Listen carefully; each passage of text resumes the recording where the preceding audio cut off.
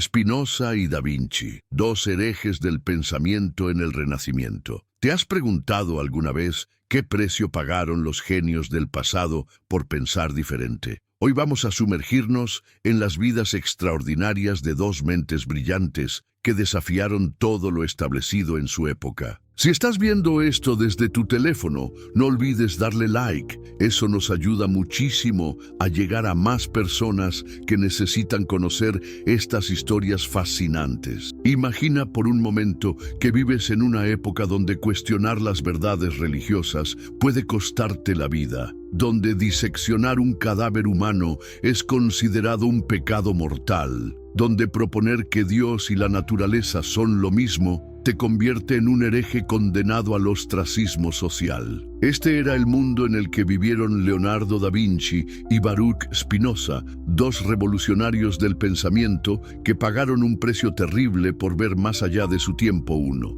Leonardo da Vinci nació en 1452 en una pequeña villa italiana, hijo ilegítimo de un notario florentino. ¿Puedes imaginar el estigma social que esto representaba en aquella época? Desde temprana edad, Leonardo mostró una curiosidad insaciable por todo lo que lo rodeaba. No se conformaba con las explicaciones tradicionales sobre el funcionamiento del cuerpo humano, la naturaleza o las máquinas. Mientras otros aceptaban sin cuestionar lo que decían los textos antiguos, él quería ver, tocar, experimentar por sí mismo. Más de un siglo después, en 1632, nacía en Ámsterdam otro espíritu rebelde, Baruch Spinoza. Su familia formaba parte de la comunidad judía sefardí que había huido de la Inquisición española y portuguesa. Desde joven, Spinoza mostró una mente analítica excepcional, pero también una peligrosa tendencia a cuestionar las interpretaciones literales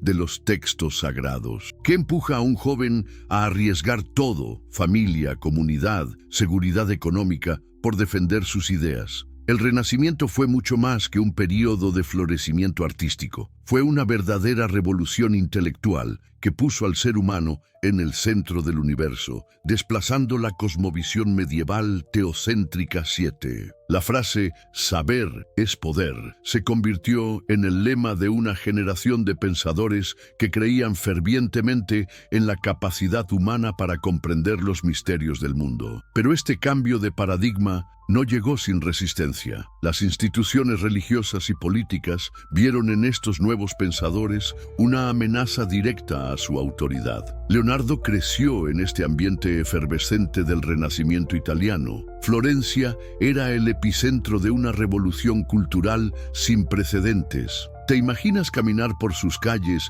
y encontrarte con genios como Miguel Ángel, Brunelleschi o Botticelli? Era una época en la que el arte, la ciencia y la filosofía se entrelazaban de maneras extraordinarias. Leonardo absorbió como una esponja todo este conocimiento, pero fue más allá. Se atrevió a desafiar incluso las nuevas ortodoxias que estaban emergiendo. Su fascinación por la anatomía humana lo llevó por caminos peligrosos. En una época donde la Iglesia consideraba el cuerpo humano como sagrado e intocable, Leonardo comenzó a realizar disecciones clandestinas. Trabajaba de noche, en secreto, con cadáveres que conseguía a través de contactos en hospitales y morgues. El olor de la carne en descomposición, la visión de órganos internos nunca antes observados con tal detalle científico, la precisión milimétrica de sus dibujos anatómicos, todo esto representaba una revolución silenciosa contra siglos de ignorancia médica. Pero Leonardo no era solo un científico, era un artista que veía la belleza en la complejidad del cuerpo humano. Sus dibujos anatómicos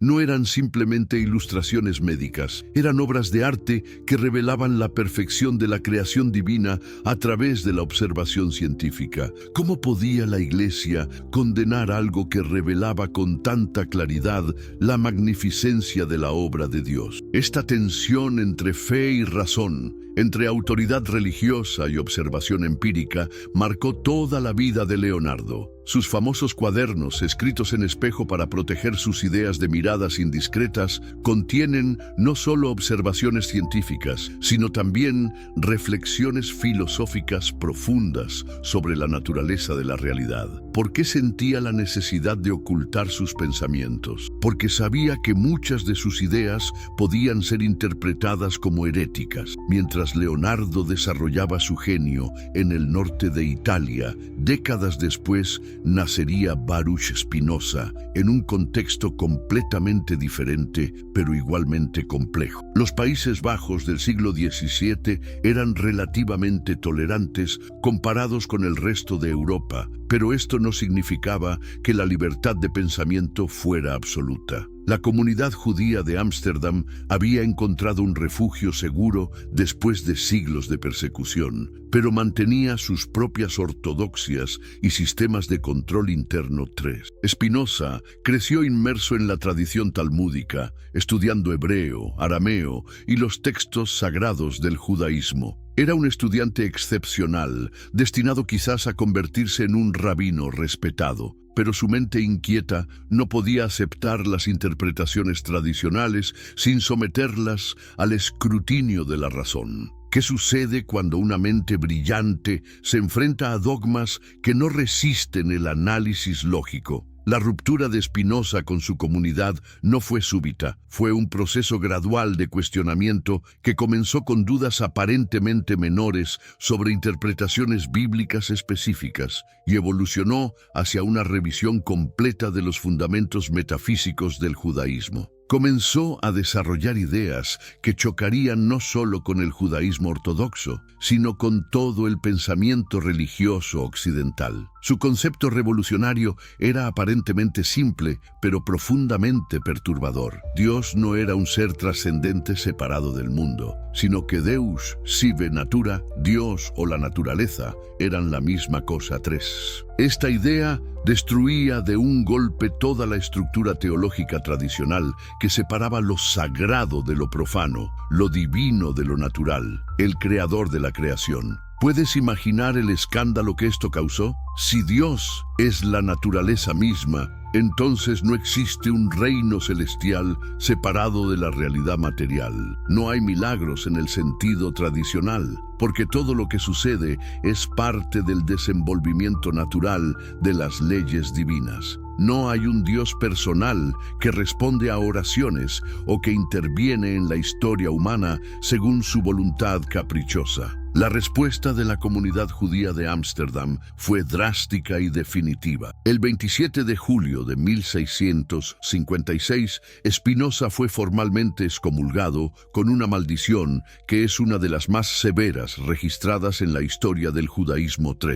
Lo expulsaron no solo de la sinagoga, sino de toda la vida social y económica de la comunidad. Su propia familia tuvo que romper relaciones con él. A los 24 años, Spinoza se encontró completamente aislado, sin recursos económicos, sin apoyo familiar, sin una comunidad que lo acogiera. ¿Qué tipo de convicción se necesita para mantener las propias ideas frente a tal ostracismo? Spinoza no retrocedió. En lugar de buscar la reconciliación a través del arrepentimiento, profundizó en el desarrollo de su filosofía. Se mantuvo económicamente fabricando lentes para instrumentos ópticos, un trabajo manual que le permitía mantener su independencia intelectual. Coméntame en los comentarios de qué país nos estás viendo y a qué hora del día estás viendo este contenido. Me encanta saber de dónde viene nuestra audiencia y cómo llega este conocimiento a diferentes partes del mundo. Tanto Leonardo como Spinoza desarrollaron estrategias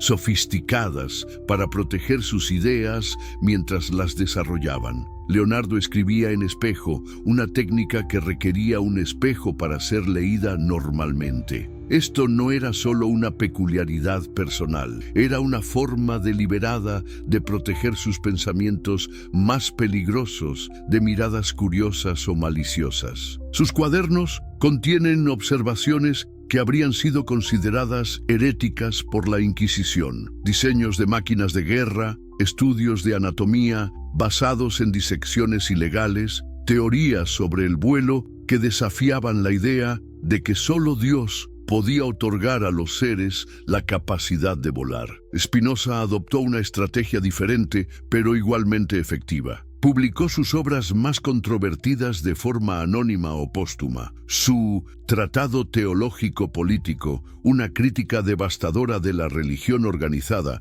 y una defensa apasionada de la libertad de pensamiento, se publicó sin nombre del autor en 1670. Sabía que asociar su nombre con esas ideas podría costarle no solo su reputación, sino posiblemente su vida. Porque estos genios sentían la necesidad de ocultarse, porque vivían en una época donde las ideas tenían consecuencias físicas reales. La Inquisición española seguía quemando herejes. En otras partes de Europa, pensadores como Giordano Bruno habían sido ejecutados por ideas similares a las que desarrollaba Spinoza. Galileo había sido obligado a retractarse públicamente de sus descubrimientos astronómicos. El precio del pensamiento libre era altísimo. La genialidad de Leonardo no se limitaba a un campo específico. Era lo que hoy llamaríamos un pensador interdisciplinario. Alguien que veía conexiones donde otros solo veían separaciones. Sus estudios anatómicos informaban sus pinturas, que a su vez influenciaban sus diseños de ingeniería, que se conectaban con sus investigaciones sobre hidráulica y aerodinámica II. Esta visión holística del conocimiento era revolucionaria en una época de creciente especialización académica. Su famoso Hombre de Vitruvio no es solo un estudio de proporciones humanas, es una declaración filosófica sobre el lugar del ser humano en el cosmos 7. El hombre está inscrito tanto en un círculo como en un cuadrado, sugiriendo que la humanidad es el punto de encuentro entre lo celeste y lo terrestre, entre lo perfecto y lo material. Esta imagen se convirtió en un símbolo del humanismo renacentista, pero también contenía implicaciones teológicas peligrosas. Sugería que el ser humano era una especie de microcosmos que contenía en sí mismo toda la perfección divina. ¿Te has preguntado alguna vez por qué la Mona Lisa tiene esa sonrisa enigmática? Leonardo estaba experimentando con técnicas pictóricas que iban más allá de la simple representación. Estaba tratando de capturar algo que los teólogos consideraban imposible: el alma humana materializada en pintura. Sus técnicas de sfumato, esas gradaciones sutiles de luz y sombra, fueron desarrolladas a partir de sus estudios anatómicos sobre cómo la luz interactúa con los tejidos humanos. Pero Leonardo no era solo un artista y científico, era también un ingeniero visionario. Sus diseños de máquinas voladoras, tanques de guerra, puentes y dispositivos hidráulicos estaban siglos adelantados a su época. ¿De dónde venía esta capacidad profética para imaginar tecnologías que no se realizarían hasta la era moderna? Venía de su comprensión profunda de los principios naturales que rigen el movimiento, la fuerza y la energía. Sus máquinas voladoras no eran fantasías, eran aplicaciones lógicas de sus observaciones sobre el vuelo de las aves combinadas con sus conocimientos de anatomía y mecánica. Estudiaba los músculos de las alas, la densidad de los huesos de los pájaros, los patrones de las corrientes de aire. Todo esto informaba sus diseños de ornitópteros y paracaídas que en principio podrían haber funcionado con la tecnología adecuada. La visión mecanicista de Leonardo del mundo natural chocaba directamente con la cosmología cristiana medieval, que veía la naturaleza como algo esencialmente misterioso, comprensible solo a través de la revelación divina. Leonardo proponía que la naturaleza operaba según leyes comprensibles que podían ser descubiertas a través de la observación y la experimentación. Esto era, en esencia, el nacimiento del método científico moderno, aunque Leonardo nunca lo formalizó como tal. Spinoza, por su parte, llevó esta visión mecanicista al extremo lógico. Si la naturaleza opera según leyes invariables, entonces todo lo que sucede, incluidas las acciones humanas, está determinado por causas naturales. No hay libre albedrío en el sentido tradicional. No hay contingencia, no hay milagros. Todo es necesario según la lógica interna de la naturaleza Dios. Esta visión determinista tenía implicaciones explosivas para la teología y la ética tradicionales. Si todo está determinado, ¿cómo puede haber pecado? ¿Cómo puede haber responsabilidad moral? ¿Cómo puede haber castigo divino? Spinoza abordó estas preguntas con una lógica implacable que llevó sus ideas mucho más allá de lo que sus contemporáneos podían aceptar. Para Spinoza, la libertad humana no consiste en la capacidad de elegir entre alternativas, sino en el conocimiento de las causas que determinan nuestras acciones. Somos libres cuando comprendemos las fuerzas que nos mueven, cuando actuamos desde el conocimiento racional en lugar de ser empujados ciegamente por pasiones que no comprendemos. Esta es una concepción radicalmente diferente de la libertad, una que elimina la culpa y el castigo tradicionales en favor de la comprensión y la autotrascendencia. ¿Cómo reaccionaron las autoridades religiosas ante estas ideas? Con horror absoluto. Spinoza estaba destruyendo no solo los fundamentos teológicos del judaísmo y el cristianismo,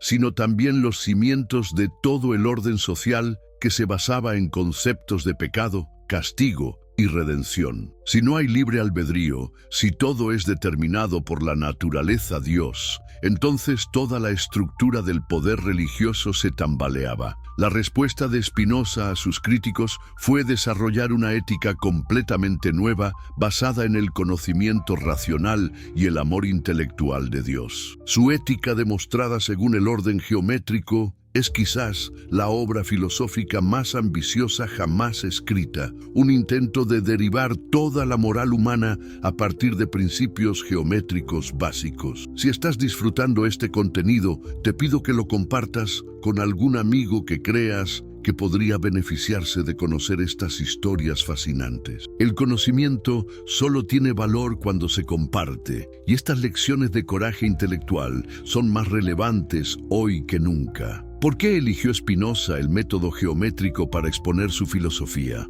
Porque la geometría representaba para él la forma más pura del conocimiento racional. En geometría, cada proposición se deriva lógicamente de axiomas básicos. No hay lugar para la autoridad tradicional, la revelación o la fe ciega. Si Spinoza podía demostrar sus principios éticos con el mismo rigor que Euclides demostró los suyos geométricos, entonces nadie podría refutarlos basándose en prejuicios religiosos o sociales. Pero la elección del método geométrico también tenía una dimensión política. Spinoza estaba diciendo implícitamente que la verdad moral no dependía de revelaciones especiales otorgadas a profetas o sacerdotes, sino que estaba al alcance de cualquier mente racional. Esto democratizaba el conocimiento de una manera que las autoridades religiosas encontraban amenazante. La vida personal de estos dos genios reflejaba las tensiones intelectuales de su época. Leonardo nunca se casó, nunca tuvo hijos. Vivió gran parte de su vida en una especie de exilio autoimpuesto, moviéndose de corte en corte, siempre bajo la protección de mecenas poderosos, pero nunca completamente seguro. Su homosexualidad, apenas disimulada en una época donde esto podía ser castigado con la muerte, añadía otra capa de peligro a su existencia ya precaria. Spinoza, después de su excomunión, vivió una vida monástica dedicada enteramente al desarrollo de su filosofía. Rechazó ofertas de cátedras universitarias porque habrían comprometido su independencia intelectual. Mantenía correspondencia con los pensadores más brillantes de Europa, pero siempre con extremo cuidado de no revelar demasiado sobre sus ideas más peligrosas. La soledad intelectual de ambos era el precio de su genialidad. ¿Puedes imaginar lo que significa estar siglos adelantado a tu época, ver conexiones que nadie más ve, comprender verdades que nadie más está preparado para aceptar?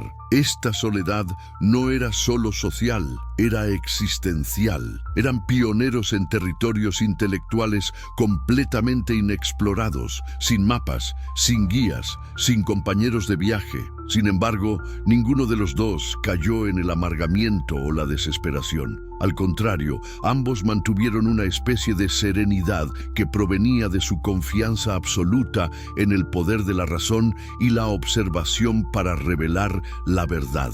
Leonardo llenó miles de páginas con observaciones meticulosas sobre todo lo que veía. Spinoza desarrolló un sistema filosófico de coherencia y belleza incomparables. La influencia de estos dos pensadores se extendería mucho más allá de sus propias épocas. Leonardo se convirtió en el prototipo del genio renacentista, el ideal del hombre universal que combina arte, ciencia y tecnología a dos. Sus cuadernos seguirían inspirando a inventores y científicos hasta nuestros días. Sus técnicas artísticas revolucionaron la pintura occidental de manera permanente. Spinoza tendría un impacto aún más profundo en el desarrollo de la filosofía occidental. Pensadores como Hegel afirmarían más tarde que o eres spinozista o no eres filósofo. Su influencia se puede rastrear en filósofos tan diversos como Nietzsche, Marx, Freud y Einstein. Su visión de la realidad como una sustancia única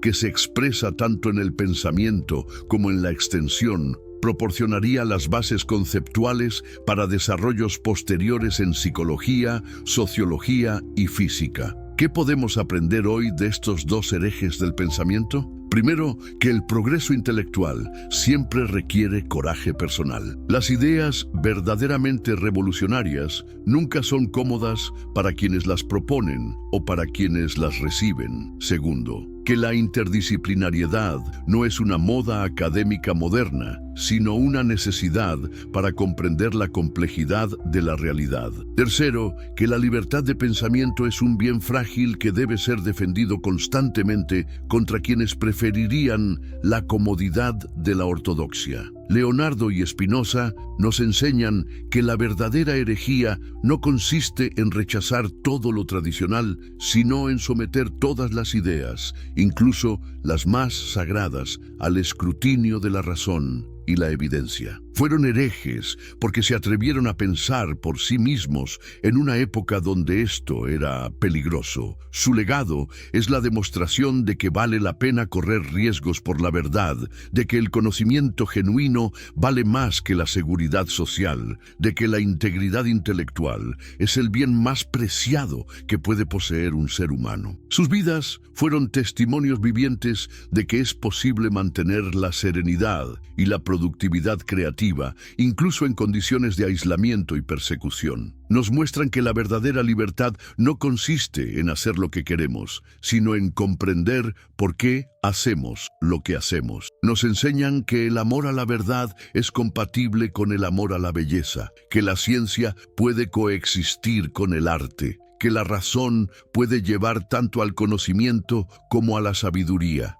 En nuestros días, cuando enfrentamos nuevas formas de ortodoxia y nuevos desafíos al pensamiento libre, el ejemplo de estos dos gigantes intelectuales sigue siendo relevante. Nos recuerdan que cada generación debe conquistar su propia libertad de pensamiento, que la verdad no es algo que se posee de una vez para siempre, sino algo que debe ser redescubierto constantemente a través del esfuerzo personal y el coraje intelectual. Leonardo da Vinci y Baruch Spinoza fueron herejes en su tiempo porque vieron más allá de su tiempo. Su verdadero triunfo no fue escapar de la persecución, sino construir con sus ideas los cimientos del mundo moderno en el que vivimos. Un mundo donde la ciencia ha liberado a la medicina, donde la filosofía ha dado fundamento a los derechos humanos, donde el arte expresa la dignidad de lo humano. Su legado perdura porque nos desafían a ser los herejes que el futuro necesita, a tener el coraje de cuestionar lo incuestionable, a mantener viva la llama del pensamiento libre que ellos encendieron hace siglos. En un mundo que a menudo prefiere las respuestas fáciles a las preguntas difíciles, nos recuerdan que la grandeza humana se mide por nuestra capacidad de enfrentar la verdad, sin importar cuán incómoda sea. ¿Alguna vez te has preguntado cómo dos genios separados por más de un siglo llegaron a conclusiones tan similares sobre la naturaleza humana? Si estás viendo esto en tu celular, no olvides darle like. Eso realmente nos ayuda a llegar a más personas que necesitan conocer estas historias increíbles. La relación entre cuerpo y alma ha sido uno de los debates más fundamentales de la filosofía occidental. Y tanto Leonardo como Spinoza revolucionaron completamente nuestra comprensión de esta conexión. Pero sus caminos hacia esta revolución fueron completamente diferentes, y las consecuencias de sus descubrimientos sacudieron los cimientos de todo lo que la humanidad creía saber sobre sí misma. Leonardo da Vinci se obsesionó con encontrar el alma humana a través del bisturí. ¿Puedes imaginar la dedicación que requería trabajar con cadáveres en descomposición durante horas, buscando algo que nadie había visto jamás? En una época donde la anatomía se basaba en textos de Galeno escritos 1000 años antes, Leonardo decidió que la única manera de comprender verdaderamente el cuerpo humano era abriéndolo y estudiándolo directamente. Sus disecciones nocturnas en hospitales y morgues no eran solo ejercicios científicos, eran búsquedas espirituales disfrazadas. Leonardo creía fervientemente que el cuerpo humano contenía las claves para comprender la naturaleza divina. Cada músculo que diseccionaba, cada vena que trazaba, cada órgano que dibujaba con precisión milimétrica, era un paso más hacia el descubrimiento de lo que él llamaba el asiento del alma. ¿Dónde creía Leonardo que residía el alma? En sus primeros estudios, siguiendo la tradición aristotélica, pensó que podría estar en el corazón. Pero sus observaciones meticulosas le mostraron que el corazón era simplemente una bomba muscular, por compleja que fuera su funcionamiento. Luego dirigió su atención al cerebro, y aquí hizo descubrimientos que no serían confirmados por la ciencia hasta siglos después. Leonardo fue el primero en inyectar cera derretida en los ventrículos cerebrales para crear moldes tridimensionales de estas cavidades. ¿Te imaginas la precisión técnica que esto requería? No tenía anestesia, no tenía instrumentos quirúrgicos modernos, no tenía conocimiento de la circulación sanguínea, pero logró crear representaciones anatómicas que rivalizaban con las mejores técnicas médicas contemporáneas. Sus dibujos del cerebro humano son obras maestras tanto artísticas como científicas. Pero lo más fascinante es que Leonardo veía en la complejidad del cerebro no una máquina biológica, sino una catedral de la conciencia. Para él, cada pliegue cerebral era evidencia de la perfección divina manifestada en la materia. Esta visión del cuerpo como templo sagrado era revolucionaria y peligrosa. ¿Por qué peligrosa? Porque sugería que lo divino no estaba separado de lo corporal, sino íntimamente entrelazado con él. Esto desafiaba directamente la doctrina cristiana que veía el cuerpo como una prisión temporal del alma inmortal. Leonardo estaba proponiendo que el cuerpo mismo era sagrado, que la belleza física era una manifestación directa de la belleza divina. Su famoso Hombre de Vitruvio cristaliza esta visión revolucionaria. ¿Has notado que el hombre está inscrito tanto en un círculo como en un cuadrado? Esto no es casualidad.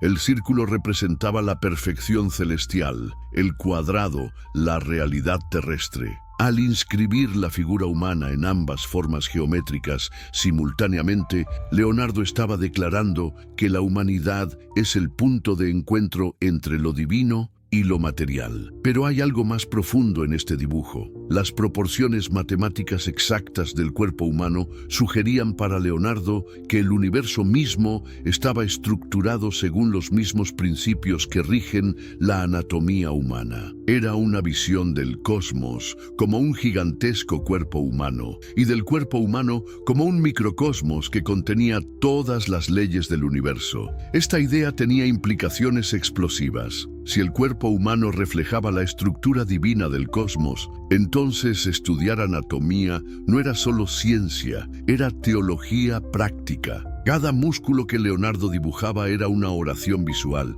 Cada vena que trazaba era un himno a la perfección creadora. sus estudios anatómicos se convirtieron en una forma de misticismo científico. Déjame en los comentarios de qué país nos estás viendo y a qué hora del día. Me fascina saber cómo llega este contenido a diferentes partes de nuestro continente y del mundo. Leonardo llevó esta visión más allá de la anatomía estática. Estudió el movimiento humano con una precisión que no sería igualada hasta la invención de la fotografía de alta velocidad. ¿Cómo se mueven los músculos cuando una persona camina? ¿Qué sucede en el rostro humano cuando alguien sonríe o llora? ¿Cómo se propagan las emociones desde el alma hacia la expresión corporal? Sus estudios sobre la expresión facial fueron particularmente revolucionarios. Leonardo comprendió que las emociones no eran eventos puramente espirituales, sino que tenían correlatos físicos específicos y medibles. Cada emoción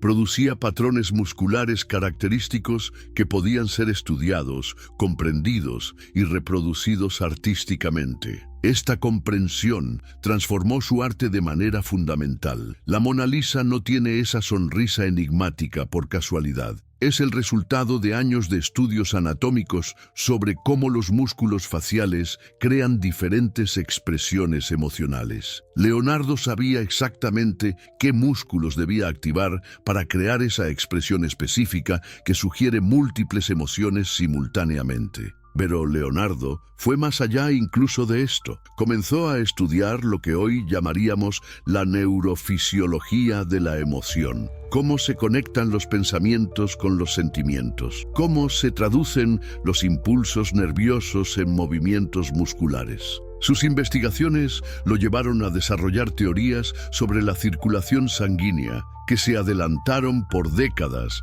a los descubrimientos oficiales de William Harvey. Leonardo observó que las emociones alteraban el ritmo cardíaco y la circulación sanguínea. Notó que el miedo, la ira, el amor, la tristeza, cada una producía patrones circulatorios diferentes. Esto lo llevó a una conclusión radical. Las emociones no eran eventos puramente espirituales, sino fenómenos psicosomáticos complejos que involucraban todo el organismo. Esta visión holística del ser humano era completamente revolucionaria. Mientras la medicina tradicional dividía tajantemente entre cuerpo y alma, Leonardo veía una unidad orgánica donde cada aspecto de la experiencia humana estaba interconectado. El pensamiento afectaba al cuerpo, el cuerpo influía en las emociones modulaban la percepción condicionaba el pensamiento. ¿Te das cuenta de lo avanzado que esto era para su época? Leonardo estaba desarrollando intuiciones que la psicología científica no formalizaría hasta el siglo XX. Su comprensión de la conexión mente-cuerpo se adelantó por siglos a los descubrimientos de la neurociencia moderna. Mientras Leonardo exploraba estos misterios a través de la observación directa, Baruch Spinoza llegaba a conclusiones similares por un camino completamente diferente, la deducción lógica pura. Spinoza nunca diseccionó un cadáver, nunca estudió anatomía, nunca experimentó con circulación sanguínea. Sin embargo, su comprensión filosófica de la relación mente-cuerpo fue aún más revolucionaria que los descubrimientos empíricos de Leonardo. Para Spinoza, la división tradicional entre alma y cuerpo era un error conceptual fundamental. No hay dos sustancias separadas interactuando misteriosamente. Hay una sola realidad que se manifiesta de dos maneras diferentes. Lo que experimentamos como mente y lo que experimentamos como cuerpo son simplemente dos aspectos de la misma cosa vista desde perspectivas diferentes. ¿Puedes imaginar lo revolucionario que esto era? Spinoza estaba eliminando de un golpe maestro el problema filosófico más persistente de la tradición occidental. ¿Cómo puede una sustancia inmaterial, el alma, interactuar con una sustancia material, el cuerpo? Su respuesta era simple y elegante. No interactúan porque no son dos cosas diferentes. Esta solución tenía consecuencias extraordinarias. Si mente y cuerpo son aspectos de la misma realidad, entonces todo lo que sucede en uno se refleja automáticamente en el otro. No hay acciones mentales que no tengan correlatos físicos. No hay eventos corporales que no tengan dimensiones mentales. La unidad psicosomática que Leonardo intuía empíricamente, Spinoza la demostraba lógicamente. Pero Spinoza fue mucho más lejos. Si no hay separación real entre mente y cuerpo, entonces tampoco hay jerarquía entre ellos. La tradición cristiana había enseñado que el alma era superior al cuerpo, que lo espiritual era más valioso que lo material, que la salvación consistía en liberarse de las ataduras corporales. Spinoza invertía completamente esta valoración. Para él, el cuerpo no era una prisión del alma, sino su expresión más directa y completa. Conocer verdaderamente nuestro cuerpo era conocer nuestra mente. Desarrollar nuestras capacidades corporales era desarrollar nuestras potencialidades mentales. Esta revalorización del cuerpo era escandalosa para sus contemporáneos. ¿Qué implicaciones tenía esto para la ética y la política? Enormes. Si el cuerpo es tan valioso como la mente,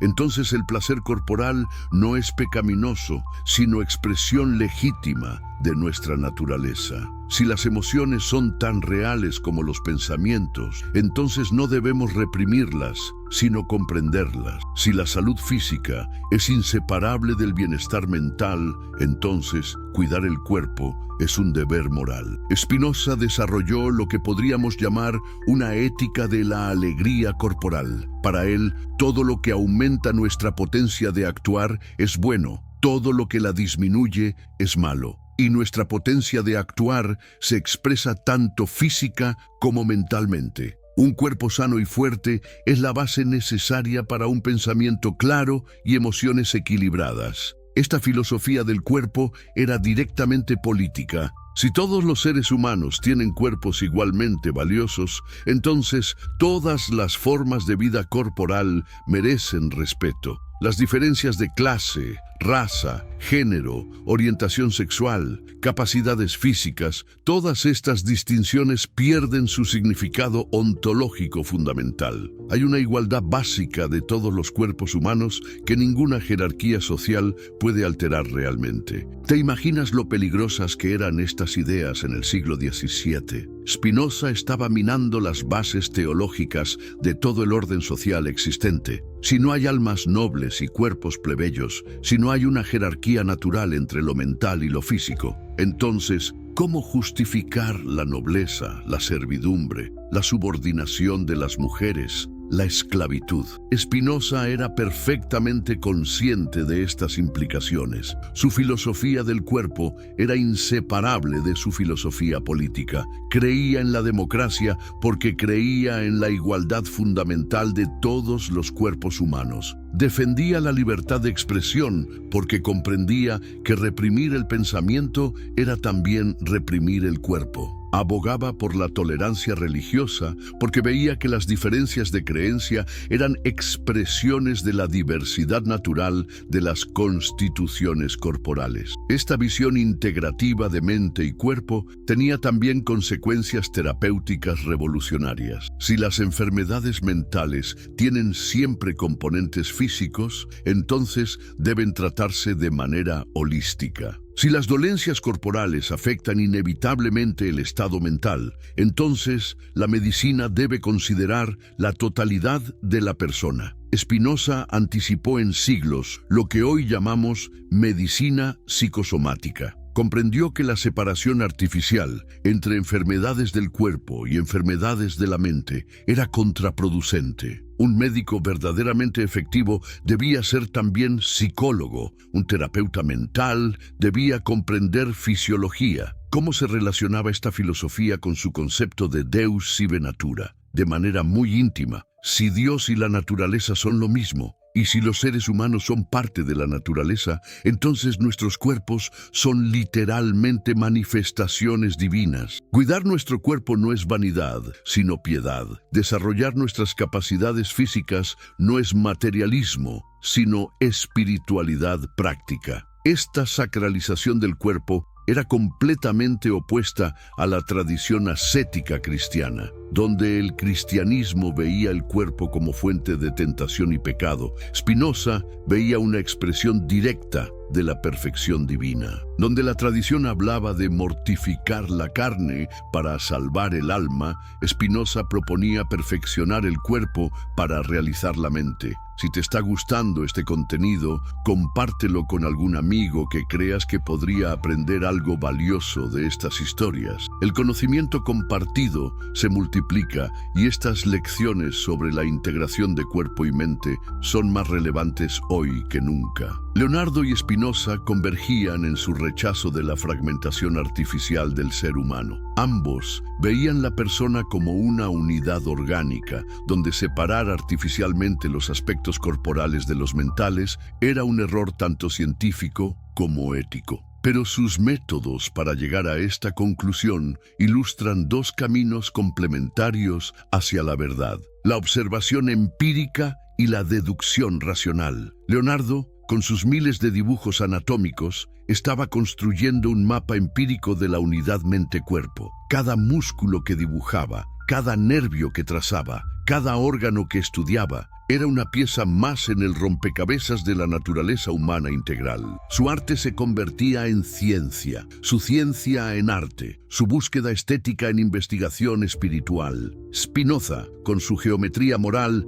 estaba deduciendo lógicamente la misma unidad que Leonardo observaba empíricamente. Si hay una sola sustancia divina que se expresa en todos los fenómenos naturales, entonces la mente humana y el cuerpo humano deben ser aspectos de esa misma sustancia. La lógica pura lo llevaba a las mismas conclusiones que la observación directa había revelado a Leonardo. Pero ambos genios comprendieron algo que sus contemporáneos no podían aceptar, que esta unidad mente-cuerpo tenía implicaciones radicales para la dignidad humana. Si nuestros cuerpos son sagrados, si nuestras emociones son racionales, si nuestros placeres son legítimos, si nuestras necesidades físicas son tan importantes como nuestras aspiraciones espirituales, entonces toda la estructura social que subordinaba lo corporal a lo mental debía ser repensada. Leonardo expresaba esta dignidad del cuerpo a través de sus pinturas. Sus figuras humanas irradian una belleza que no es meramente estética, sino ontológica. Son hermosas porque son verdaderas porque son expresiones directas de la perfección natural divina. Cada cuerpo que Leonardo pintaba era un argumento visual en favor de la sacralidad de lo humano corporal. Spinoza desarrollaba la misma dignidad a través de argumentos filosóficos. Su ética es, entre otras cosas, una defensa apasionada del derecho de cada ser humano a desarrollar plenamente sus potencialidades corporales y mentales. Para él, la ética verdadera no consistía en reprimir deseos, sino en comprenderlos. No en negar el cuerpo, sino en perfeccionarlo. No en escapar de la naturaleza, sino en realizarla conscientemente. Esta convergencia entre Leonardo y Spinoza en su valorización del cuerpo humano no era coincidencial. Ambos habían llegado a comprender que la tradición dualista occidental, que separaba tajantemente alma y cuerpo, era responsable de inmensas cantidades de sufrimiento humano innecesario. Al reintegrar lo que había sido artificialmente fragmentado, estaban abriendo caminos hacia formas más saludables y más completas de existencia humana. ¿Cómo reaccionaron sus contemporáneos ante estas ideas revolucionarias? Con una mezcla de fascinación y horror que reflejaba la profundidad del desafío que representaban. Leonardo pudo expresar sus ideas principalmente a través del arte, un medio que permitía comunicar verdades peligrosas de manera indirecta. Sus pinturas podían ser admiradas por su belleza técnica, mientras sus implicaciones filosóficas pasaban desapercibidas para quienes no estaban preparados para verlas. Spinoza, escribiendo filosofía explícita, enfrentó reacciones más directas y hostiles. Sus libros fueron prohibidos, sus ideas fueron condenadas desde púlpitos y cátedras universitarias. Su persona fue objeto de ataques que lo obligaron a llevar una vida de extrema precaución. pero siguió escribiendo, siguió pensando, siguió defendiendo la dignidad integral del ser humano corporal mental. La resistencia que encontraron no era meramente intelectual, sino profundamente emocional. Sus ideas amenazaban identidades personales y estructuras sociales que habían sido construidas sobre la base de la fragmentación dualista. Si el cuerpo era realmente tan valioso como el alma, entonces millones de personas que habían sacrificado su bienestar físico por su salvación espiritual habían sido engañadas. Si el placer era legítimo, entonces siglos de represión ascética habían sido erróneos. Si las emociones eran racionales, entonces la educación tradicional que las reprimía era contraproducente. Leonardo y Spinoza estaban proponiendo no solo nuevas ideas, sino nuevas formas de vivir.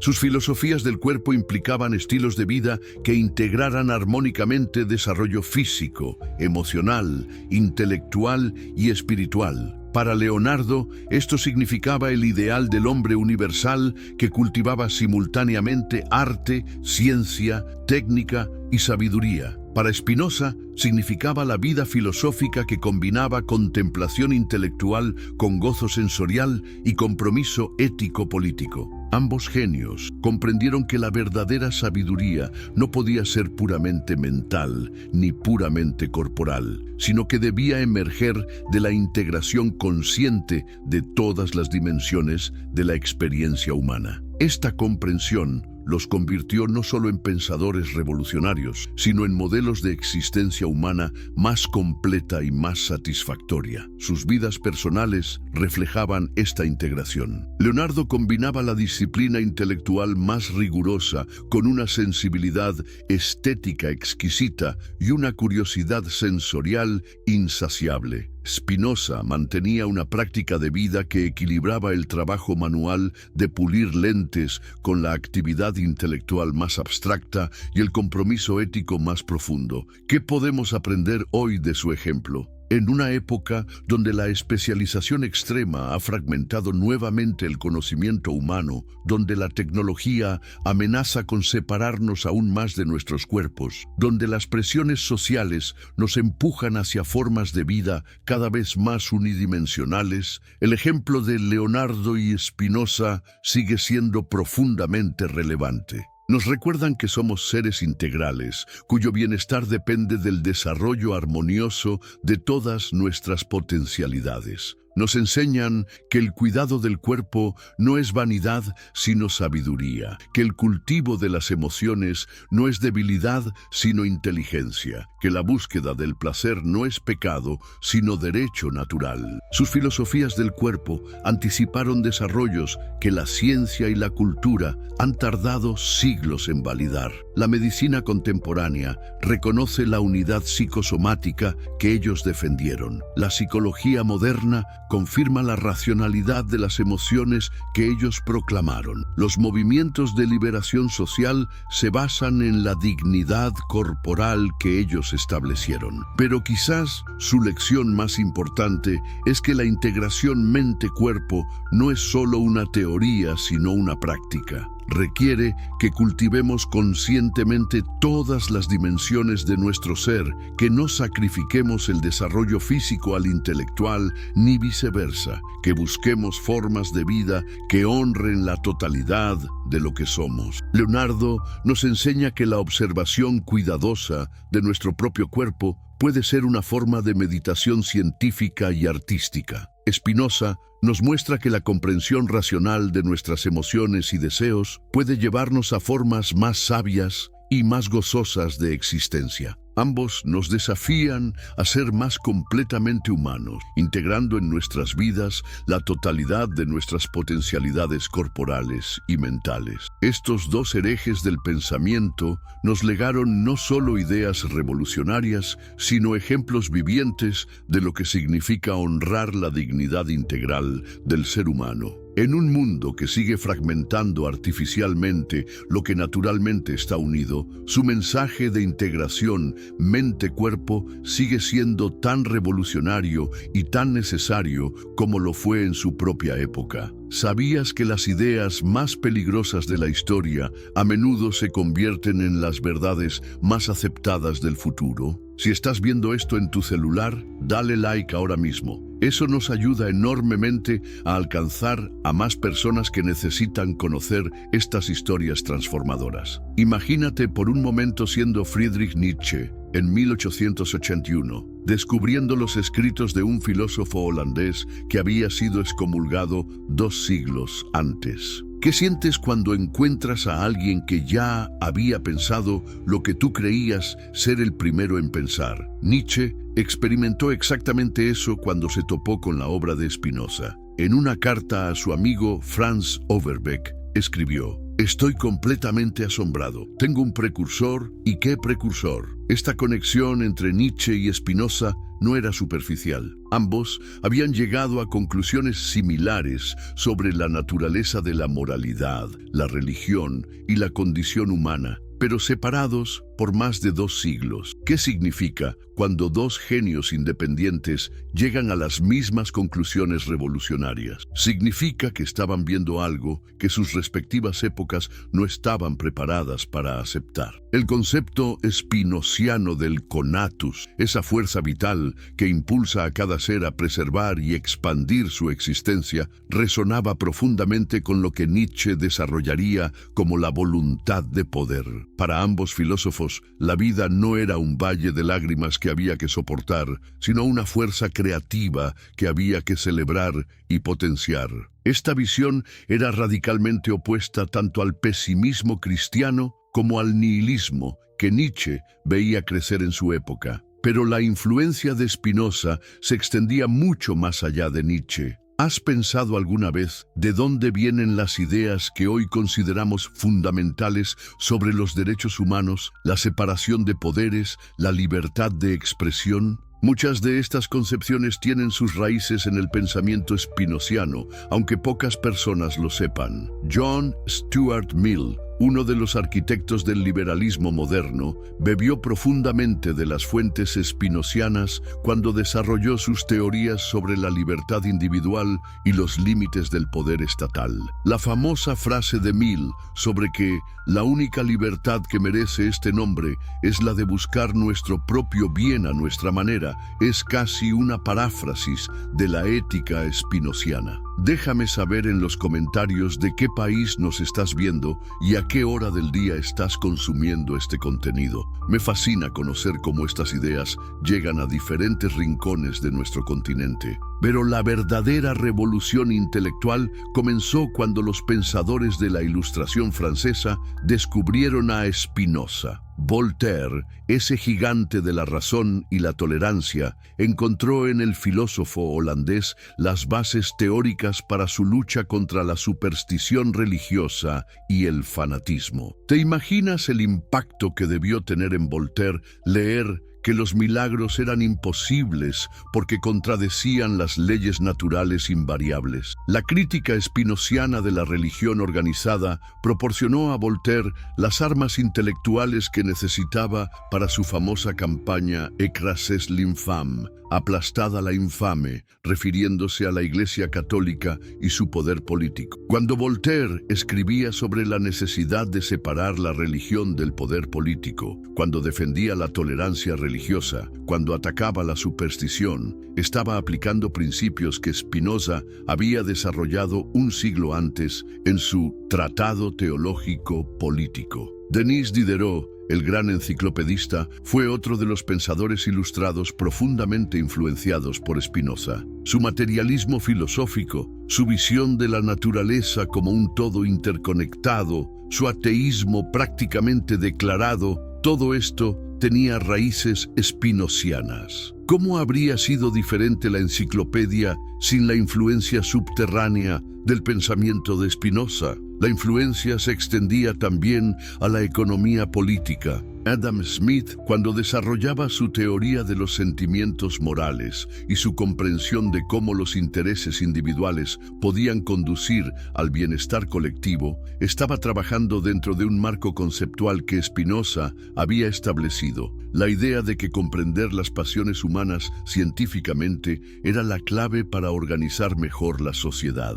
Pero quizás ningún filósofo fue tan profundamente transformado por Spinoza como Georg Wilhelm Friedrich Hegel. El gran filósofo alemán declaró famosamente: o eres spinozista o no eres filósofo. ¿Qué quería decir con esto? Hegel había comprendido que Spinoza había resuelto el problema fundamental de la filosofía occidental: la separación artificial entre sujeto y objeto, entre pensamiento y ser, entre lo finito y lo infinito. La dialéctica hegeliana, esa danza compleja del pensamiento que busca superar las contradicciones aparentes para llegar a síntesis superiores, tiene sus raíces en la comprensión spinoziana de que toda la realidad es una sola sustancia que se expresa de múltiples maneras. Cuando Hegel habla del espíritu absoluto que se desarrolla a través de la historia, está elaborando filosóficamente lo que Spinoza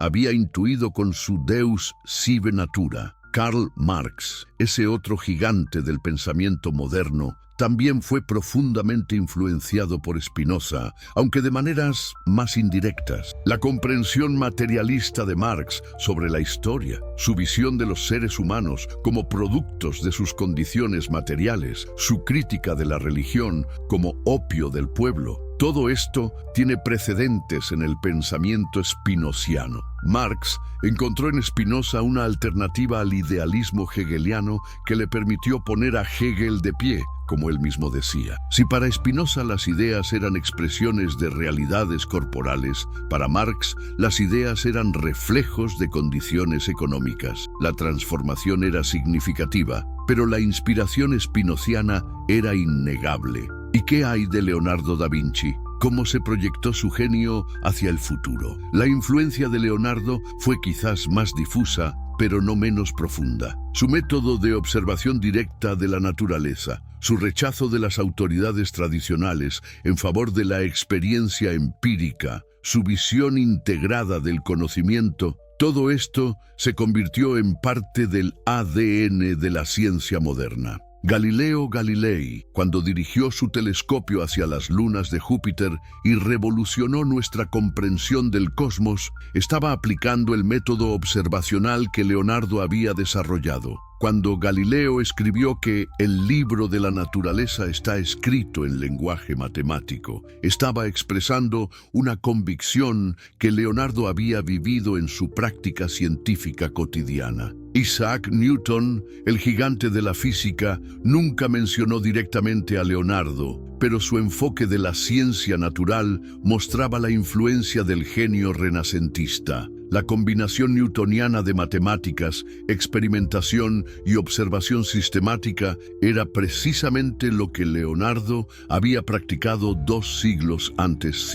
Si te está pareciendo interesante este contenido, compártelo con algún amigo que creas que podría aprender algo valioso. El conocimiento se multiplica cuando se comparte, y estas conexiones históricas son más relevantes hoy que nunca. El impacto de Leonardo en el arte fue aún más directo y visible. Toda la tradición de la pintura occidental posterior lleva las marcas de sus innovaciones técnicas. El esfumato, esa técnica de gradaciones suaves entre colores y tonos que Leonardo perfeccionó, se convirtió en parte del vocabulario básico de la pintura. Rafael lo adoptó, Miguel Ángel lo estudió y generaciones posteriores de artistas lo refinaron. Pero más allá de las técnicas específicas, Leonardo estableció un ideal del artista como investigador, como alguien que no simplemente copia la naturaleza, sino que la estudia científicamente para comprenderla mejor.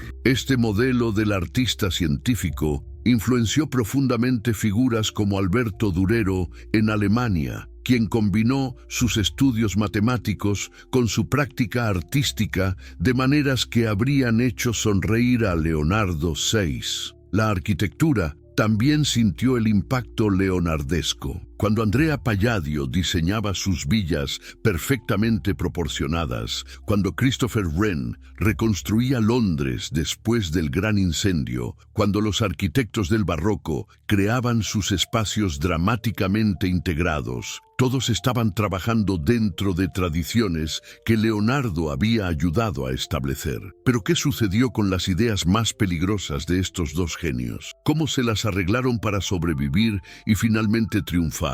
La respuesta está en la naturaleza misma de la verdad. Tiene una fuerza propia que eventualmente se abre camino a pesar de toda oposición. Las ideas espinocianas sobre la tolerancia religiosa, consideradas heréticas en el siglo XVII, se convirtieron gradualmente en principios fundamentales de las sociedades democráticas modernas. Cuando los redactores de la Constitución estadounidense establecieron la separación entre Iglesia y Estado, cuando los revolucionarios franceses proclamaron la libertad de conciencia, estaban implementando principios que Spinoza había defendido teóricamente. 3. La comprensión spinociana de las emociones como fenómenos naturales que podían ser estudiados científicamente se convirtió en la base de la psicología moderna. Sigmund Freud reconoció explícitamente su deuda con Spinoza cuando desarrolló el psicoanálisis. La idea freudiana de que podemos liberarnos de nuestras neurosis comprendiendo sus causas inconscientes es esencialmente spinociana 7. Carl Jung, el otro gigante de la psicología profunda, también bebió de las fuentes spinocianas cuando desarrolló sus teorías sobre el inconsciente colectivo y la individuación. La visión de Jung del desarrollo psicológico como un proceso de integración de aspectos aparentemente contradictorios de la personalidad refleja la síntesis spinociana de mente y cuerpo, razón y emoción. ¿Y qué hay del impacto de Leonardo en la ciencia y la tecnología moderna? Sus diseños de máquinas voladoras no se materializaron en su época, pero inspiraron a generaciones posteriores de inventores. Cuando los hermanos Wright lograron el primer vuelo motorizado en 1903, estaban realizando un sueño que Leonardo había soñado 4 siglos antes. Sus estudios anatómicos revolucionaron no solo el arte, sino también la medicina. Cuando Andreas Vesalius publicó De Humani Corporis Fabrica en 1543, estableciendo las bases de la anatomía moderna, estaba construyendo sobre fundamentos que Leonardo había establecido con sus disecciones clandestinas. La biomecánica moderna, esa disciplina que estudia las fuerzas que actúan sobre el cuerpo humano en movimiento, tiene sus raíces en los estudios leonardescos sobre la locomoción humana y animal. Cuando los fisiólogos contemporáneos estudian cómo funciona el corazón como bomba, están refinando observaciones que Leonardo había hecho siglos antes. Pero la influencia más profunda de estos dos genios no está en campos específicos del conocimiento, sino en algo más fundamental: la actitud hacia el conocimiento mismo. Ambos encarnaron la idea de que la autoridad tradicional no es suficiente, de que debemos pensar por nosotros mismos, observar directamente, cuestionar todo. Esta actitud crítica se convirtió en el espíritu mismo de la modernidad. Cuando Immanuel Kant proclamó «Atrévete a saber» como lema de la Ilustración, estaba expresando una convicción que Leonardo y Spinoza habían vivido en su práctica intelectual. La influencia se extendió también al ámbito político. Las ideas spinocianas sobre la democracia, desarrolladas en su Tratado Político, proporcionaron bases teóricas para los movimientos democráticos de los siglos XVIII y XIX. Su comprensión de que el poder político debe basarse en el consentimiento de los gobernados, de que la libertad individual es compatible con el orden social, se convirtió en doctrina política fundamental. Pero quizás el impacto más importante de estos dos pensadores está en algo aún más básico. La dignidad del pensamiento humano. En épocas donde el pensamiento libre era peligroso, donde cuestionar las autoridades establecidas podía costar la vida, Leonardo y Spinoza mantuvieron la llama de la investigación libre encendida. ¿Te has preguntado alguna vez por qué vivimos en sociedades donde se valora la educación, donde se protege la libertad de expresión, donde se considera que la ciencia es importante? Estas no son ideas naturales o inevitables, son conquistas históricas que costaron enormes sacrificios, y Leonardo y Spinoza estuvieron entre los pioneros que pagaron ese precio. Sus vidas nos enseñan que el progreso intelectual nunca es gratuito, requiere coraje personal, integridad intelectual y la voluntad de sacrificar la comodidad social por la verdad. En una época como la nuestra, donde nuevas formas de ortodoxia amenazan la libertad de pensamiento, su ejemplo sigue siendo profundamente relevante. Pero ¿cómo se relacionan estas lecciones históricas con los desafíos contemporáneos? ¿Qué nos pueden enseñar Leonardo y Spinoza sobre problemas como el cambio climático, la inteligencia artificial, la bioética, la globalización? En primer lugar, nos enseñan la importancia del pensamiento interdisciplinario. Los problemas contemporáneos más urgentes no pueden resolverse desde una sola disciplina académica. Requieren la clase de síntesis que Leonardo practicaba cuando combinaba arte, ciencia, ingeniería y filosofía,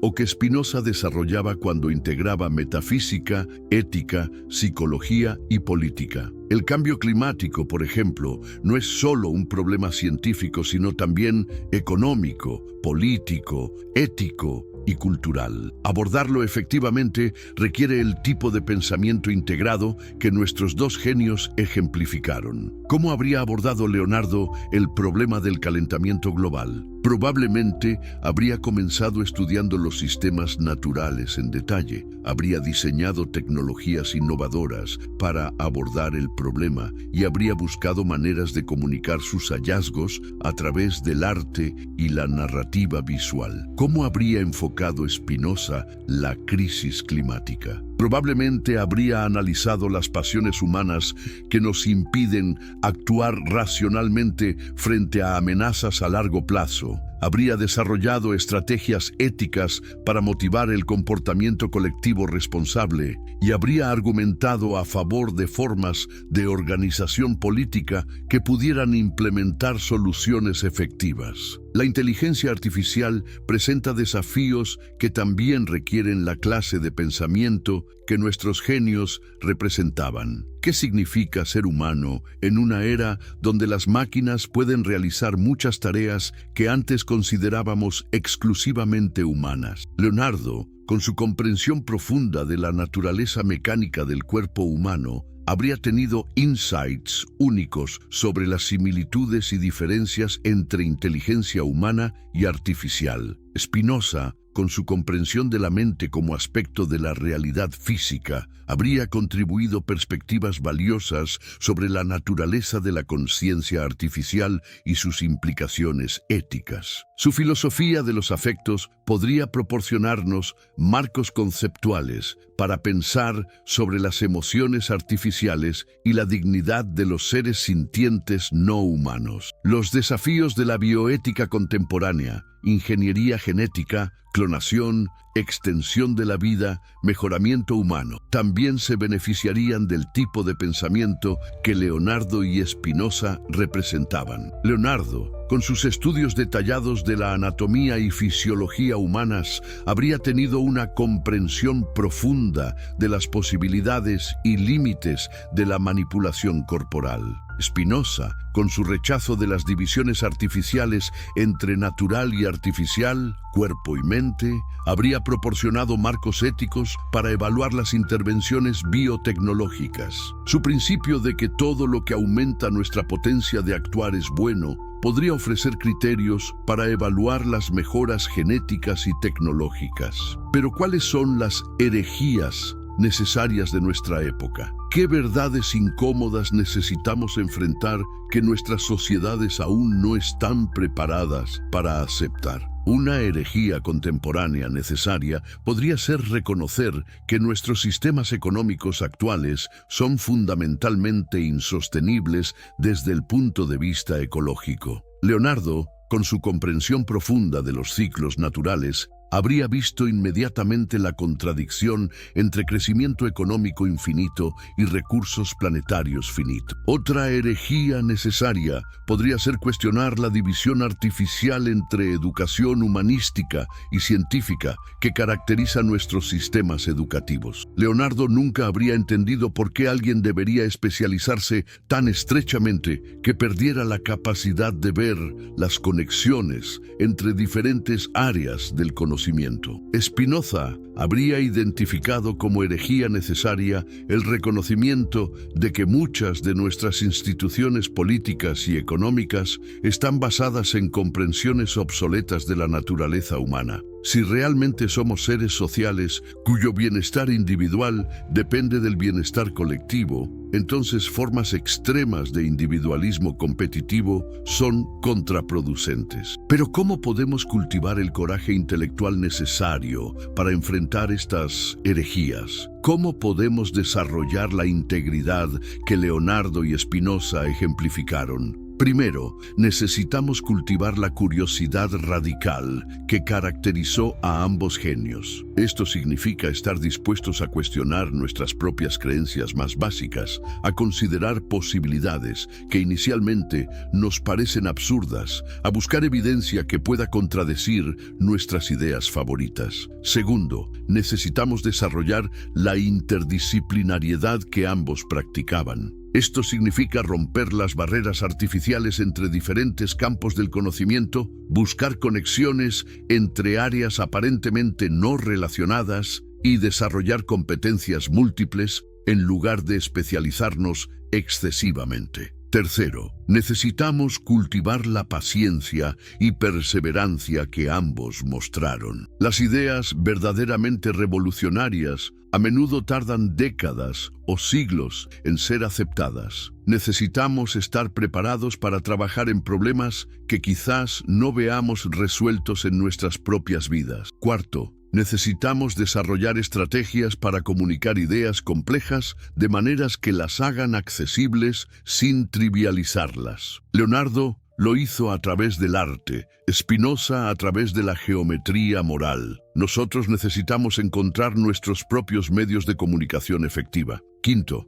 necesitamos construir comunidades de pensadores libres que puedan apoyarse mutuamente durante períodos de resistencia social. Ni Leonardo ni Spinoza trabajaron en completo aislamiento. Ambos mantuvieron correspondencia y conversación con otros espíritus libres de su época. Finalmente, necesitamos recordar que la meta final no es ser herejes por el gusto de serlo, sino contribuir al bienestar humano a largo plazo. Tanto Leonardo como Spinoza estaban motivados por una compasión profunda hacia la condición humana y un deseo genuino de reducir el sufrimiento innecesario. Sus legados nos recuerdan que el pensamiento libre no es un lujo intelectual, sino una necesidad práctica. En un mundo que enfrenta desafíos sin precedentes, cambio climático, desigualdad global, desarrollo tecnológico acelerado, polarización política, necesitamos más que nunca la clase de pensamiento valiente, integrado y compasivo que estos dos genios ejemplificaron. ¿Seremos capaces de ser los herejes que el futuro necesita? ¿Tendremos el coraje de cuestionar las ortodoxias de nuestro tiempo cuando esas ortodoxias se interpongan en el camino del progreso humano genuino? ¿Podremos mantener la curiosidad, la integridad y la compasión que Leonardo y Spinoza nos modelaron? La respuesta a estas preguntas determinará no solo el tipo de mundo que dejamos a las futuras generaciones, sino también si somos dignos de los sacrificios que pensadores como Leonardo y Spinoza hicieron por nosotros. Su revolución intelectual nos legó la libertad de pensar. Ahora depende de nosotros usar esa libertad sabiamente. En última instancia, Leonardo da Vinci y Baruch Spinoza nos enseñan que la herejía más importante no es rechazar todo lo tradicional, sino mantener vivo el espíritu de investigación libre que hace posible el progreso humano genuino. Fueron herejes porque vieron más allá de su tiempo, pero su verdadero triunfo fue construir con sus ideas los cimientos del mundo moderno en el que vivimos. Un mundo donde la ciencia ha liberado a la medicina de la superstición, donde la filosofía ha proporcionado fundamentos racionales para los derechos humanos, donde el arte expresa la dignidad integral de lo humano. Un mundo donde el pensamiento libre, aunque siempre amenazado, sigue siendo posible gracias a los sacrificios de aquellos que se atrevieron a pensar diferente cuando hacerlo era peligroso. Su legado perdura porque nos desafían a ser los herejes constructivos que cada época necesita, a tener el coraje de cuestionar lo incuestionable cuando la verdad y el bienestar humano están en juego, y a mantener encendida la llama del pensamiento libre que ellos encendieron hace siglos. En un mundo que a menudo prefiere las respuestas fáciles a las preguntas difíciles, nos recuerdan que la grandeza humana se mide por nuestra capacidad de enfrentar la verdad, sin importar cuán incómoda sea, y de actuar sobre esa verdad con compasión e integridad.